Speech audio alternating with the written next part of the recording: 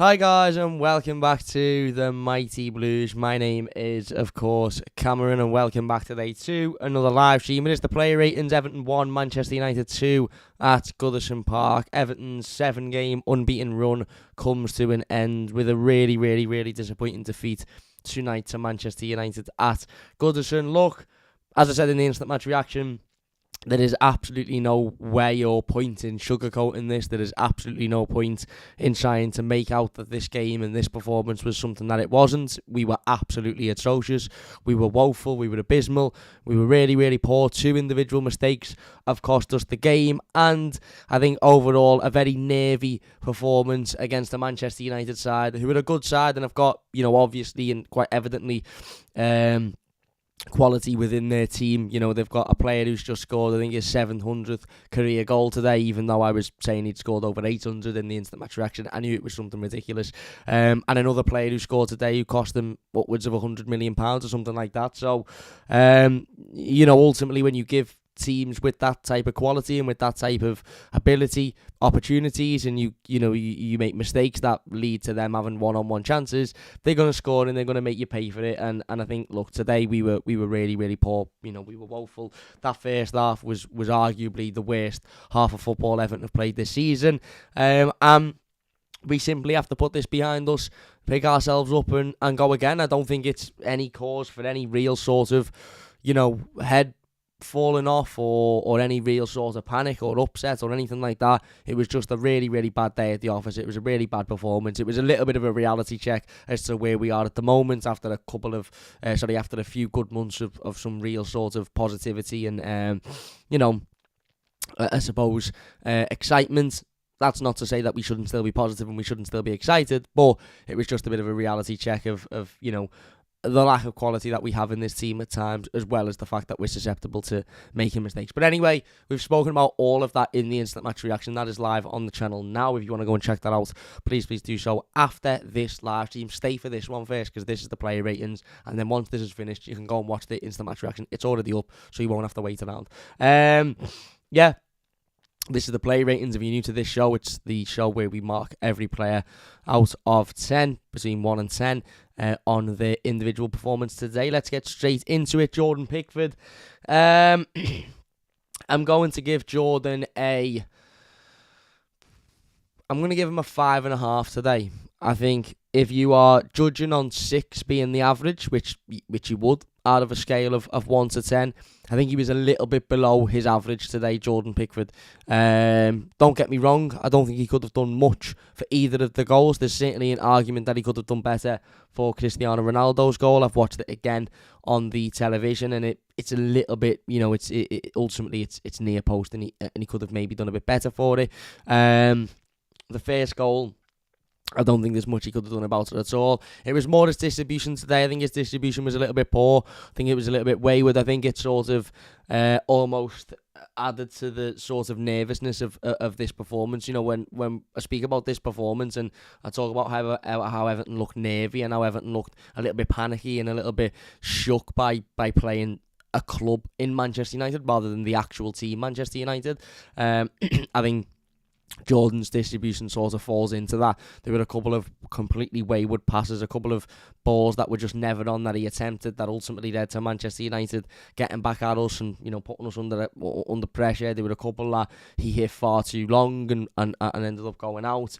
I just think he was a little bit below his average today. Although, again, I don't think he was massively at fault for either goal. The third goal, which was obviously ruled out, could he do a little bit better for? Maybe. I think he probably goes down a little bit too easy, although it is the, spawniest, jammiest goal I think I've ever seen. Obviously it was disallowed for handball, but it's absolute jam on toast. But maybe he could have done a little bit better for that. At the end of the day, he wasn't great, he wasn't at his best, and you expect better from Jordan Pickford, so there you go. Vitaly Mykolenko, I'm going to give him a 5 as well. He didn't particularly do anything poor in terms of his passing wasn't particularly poor, his distribution outwards wasn't particularly poor, defensively he wasn't particularly poor, but I just think he was absolutely petrified of Antony all night. Now look, Anthony is very clearly a top quality player. He wouldn't be worth the money that he was bought for if he wasn't that good. And ultimately, he's had a really, really good start to his Manchester United career and scored again tonight. But I just think Mykolenko was a little bit scared to try and beat him or to try and get past him. I think he was a bit reserved. He was a bit defensive. It was, it was an unlike Vitaly Mykolenko performance today. And don't get me wrong, he's not the most attacking left back in the first place, and he's not got the best attacking ability going forward in terms of creating chances or scoring goals or being involved, but he's usually a lot more confident than what he was today. He's usually willing to beat his man. He's usually willing to get up. He's usually willing to, be on the edge of that box to put passes in. But I just think today he was a little bit more reserved, and there were a couple of chances where he could have, picked the ball up and ran with it, and he chose not to. He cut back inside, or he chose the easy option, and I think that was because he seemed a little bit afraid of maybe the pace or the ability or the quality of Anthony. I just think he was a little bit out of his depth slightly. But he wasn't particularly awful. He didn't do anything particularly wrong in himself, or he didn't make any massive mistakes. I just expected a little bit better of him today. Into the centre-back partnership then. I actually thought both centre-backs played well, to be honest with you. I'm going to give James Tarkowski a 7. Thought he was okay today. There were a couple of nervy moments. There were a couple of moments where, again, a misplaced pass or two, or a bit of a bad touch, or a bit of a shaky moment when he was put under a little bit of pressure. But again, I don't particularly think he's at fault for either of the goals. And there were a couple of times when, when the ball was put over the top and, he dealt with it. There were a couple of times when, Ronaldo was bearing down on him, and he dealt with that really, really well, and he took the ball down and he turned, or he used his body, or he put himself in the way. I thought he was solid today, James Tarkowski, and although it wasn't the greatest performance, and although defensively we invited a lot of pressure on, and we invited Manchester United to almost have a free run at our goal on a couple of opportunities, I thought James done relatively well today. I thought he worked relatively hard, and I thought he done relatively well. Conor Cody next to him, I'm also going to give him a 7. I think very similarly, again, both centre-halves I don't particularly think were at fault for the goals.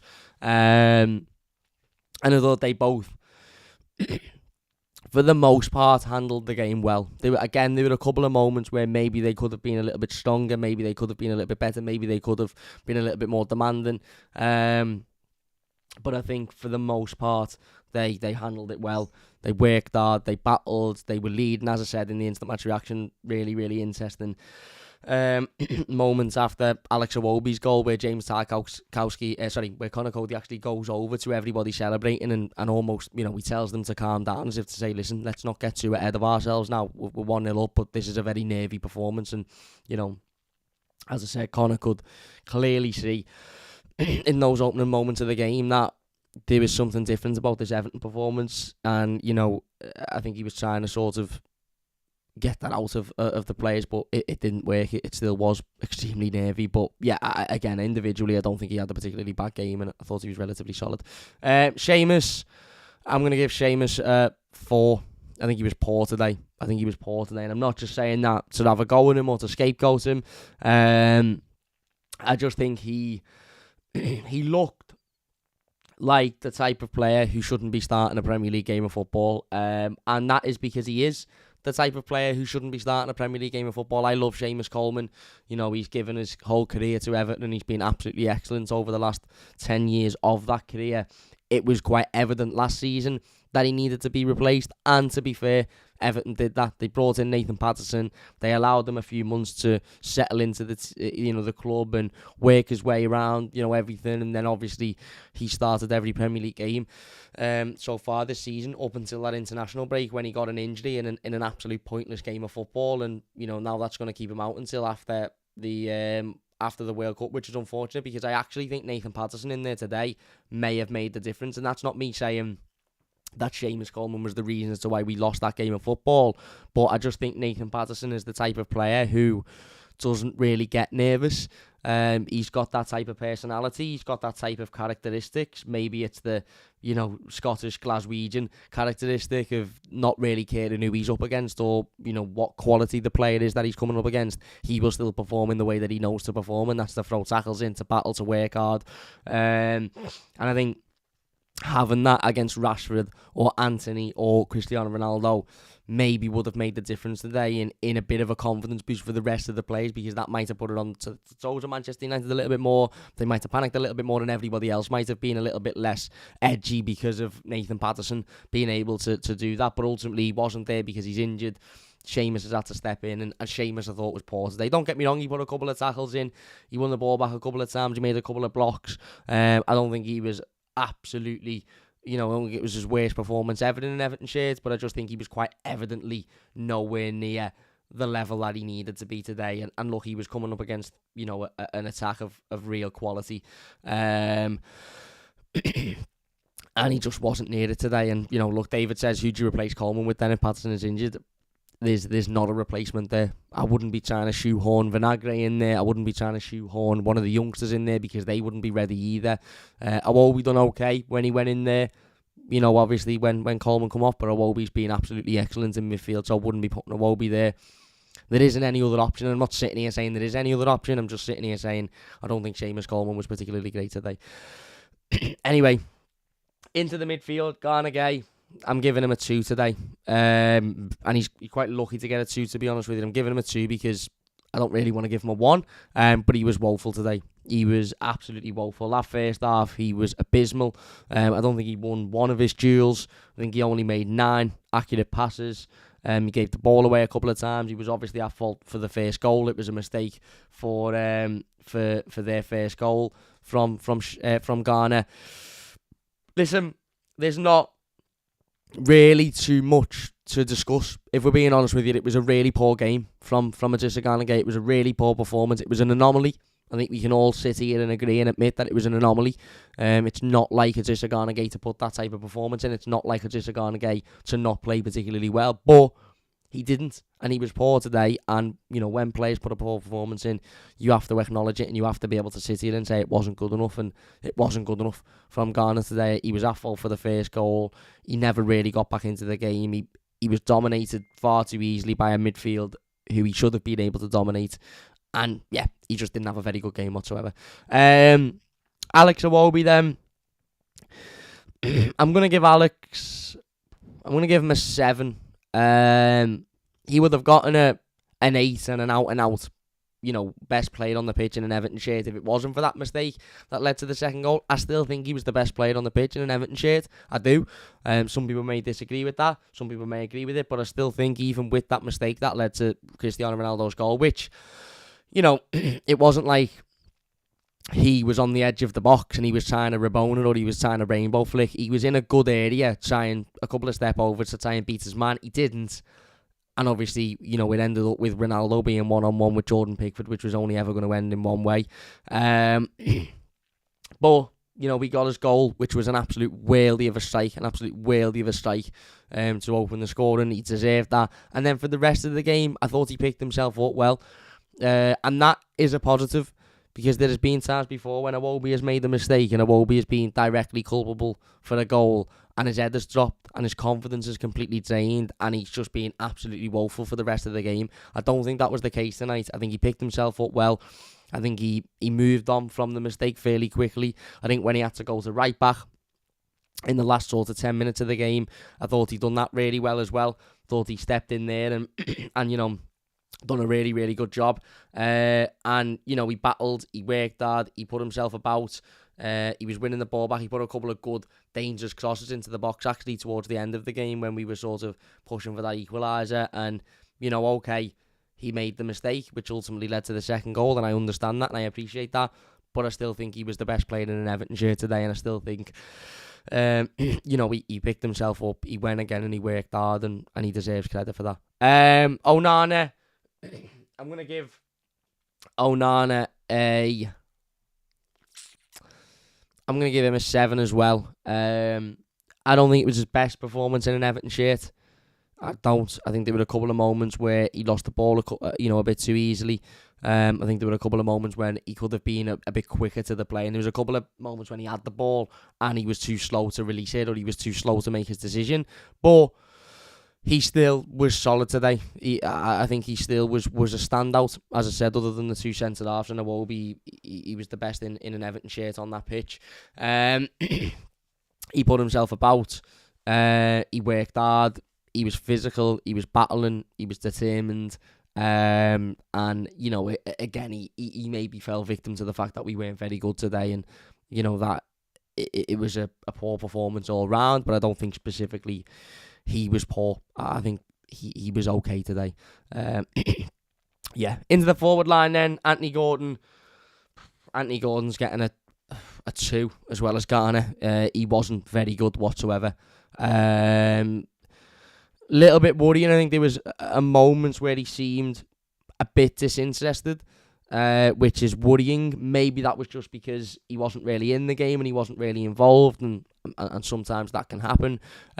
Look, he was poor today, but I'll say the same thing now as I said in the instant match reaction in case you haven't seen it. I'm not willing to sit here and do the whole Anthony Gordon was absolutely woeful. We were bad today, but Anthony Gordon was dreadful today. And that's why he's getting a 2 out of 10. Very lucky to be getting a 2, as I said. I don't really want to give anybody a 1 because I don't think it was that abysmal of a performance. I just don't think we were very good.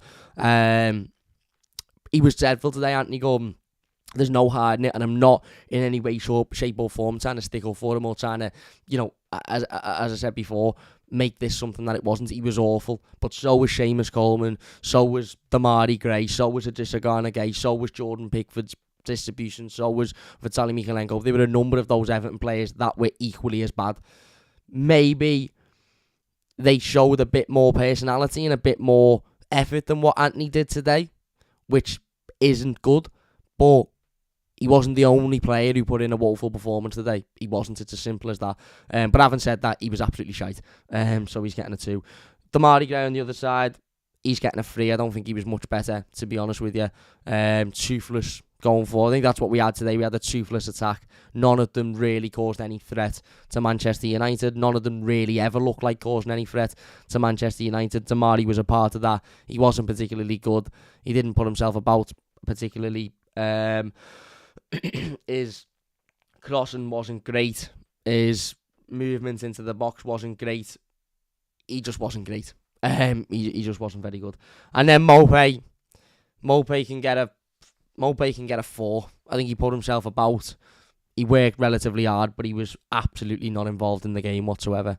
Absolutely not involved in terms of creating anything, in terms of scoring a goal, in terms of, you know, us getting back into the game or going for a win. He just wasn't involved whatsoever.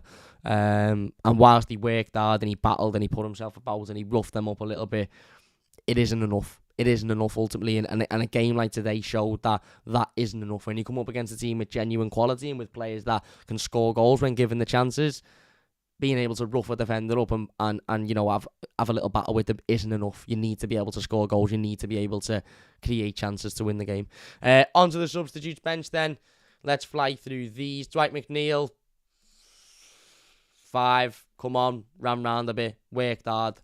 Didn't really do much other than that. Dominic Calvert-Lewin, I'm going to give Dom a 6. I think he won a couple of headers when he come on. Put himself about. Obviously, look, that was the first time we'd seen Dominic Calvert-Lewin in the Premier League this season. So I'm not going to sit here and delve too deep into his performance. He come on for 15 minutes. He wasn't really given many chances. He won a couple of headers. He put himself about a little bit. I'd have had him on from half-time, as I said in the instant match reaction. All of this whole, well, he clearly wasn't fit enough to be on from half-time. Well, he shouldn't have been on the bench. I think having him on a half-time could have been the difference between us getting back into that game and ultimately not getting back into the game. He was never going to be able to do anything with 15 minutes to go. But I thought he ran round and worked hard. Rondon is getting a 5. The ball bounced off him a couple of times and he ran into a couple of people. That was about it. And James Garner can get a 6 as well. Had that shot, obviously, which forced the air into a good save. But other than that, yeah, wasn't massively involved. Again, debut, first time we'd seen him, only on the pitch for 10 minutes, 15 minutes. Wasn't really ever going to be able to impact that game. There's no point in sitting here and trying to judge it for anything that it wasn't. he come on, he had a bit of a cameo. He looked bright, but obviously we haven't seen enough of him to be able to make a full judgment. Hopefully we do see more of him in coming weeks, because he looks like he could be a top player. Before we go, Eugene says, do you think Frank Lampard got the subs right today, Cam? I think he got the player selection right in terms of the substitutes. I'd have had Dominic Calvert-Lewin on half. If you either bring him on at half time or don't bring him on at all, in my opinion, I'd have had him on at half time, because at half time it was very clear that we needed something. We needed some physicality, we needed some height, we needed some ability up front, we needed some quality. We never had any of it. So that's the decision I'd have made, but there you go. Anyway, we are going to finish it there then. If you have enjoyed this one, please do hit that like button. As I said, if you haven't checked out the instant match reaction, please do so. It is live on the channel now. And if you're watching the YouTube video, leave your thoughts down below. Big thanks for watching. Listen, it was a poor result tonight. It was a bad performance, but we pick ourselves up, we move on, and we go again next week at Spurs, which will be another difficult game, but let's hope we can get something out of it. Big thanks for watching. Leave a like if you've enjoyed it, subscribe if you're new, and we'll see you later.